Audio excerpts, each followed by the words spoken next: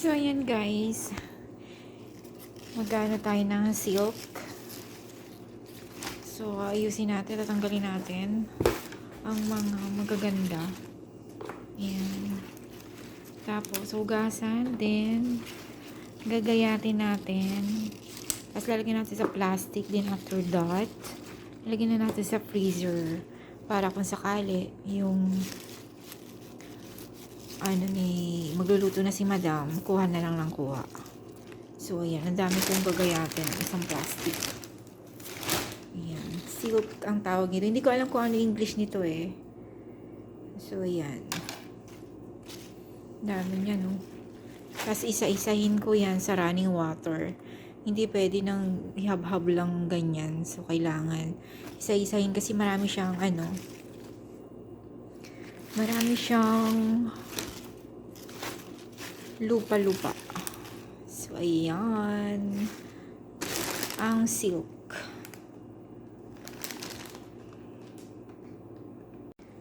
So, ayan guys. Nahugasan ko na siya. Ayan. So, gagayatin ko naman. Tapos, ilalagay natin dito. Then, ilalagay natin sa plastic. So, let's go. So, ayan guys. Tapos ko na siyang gayatin. So, ilalagay na natin siya sa plastic. Magre-repack na tayo. Ayan.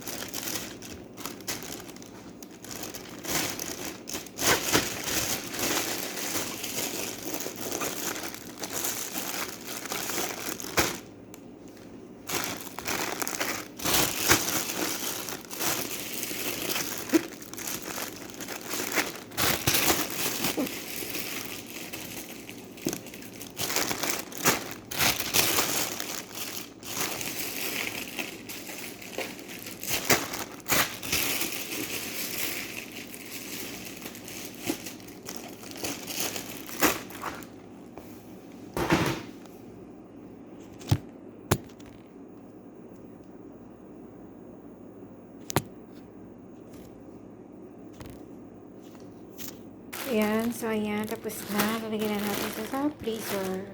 Then, ito, pinaiwan ni madam kasi bukas. Meron pang tomorrow ay luluto. So, ayan. Thank you guys for watching.